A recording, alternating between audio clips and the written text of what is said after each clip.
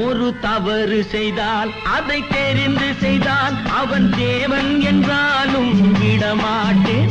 ஒரு தவறு செய்தால் அதை தெரிந்து செய்தால் அவன் தேவன் என்றாலும் விடமாட்டேன். உடல் உழைக்கச் சொல்வேன், அதில் பிழைக்கச் சொல்வேன், அவர் உரிமை பொருள்களை தொடமாட்டேன். நான் ஆணையிட்டால் அது நடந்து விட்டால் இங்கு ஏழைகள் வேதனை படமாட்டார்.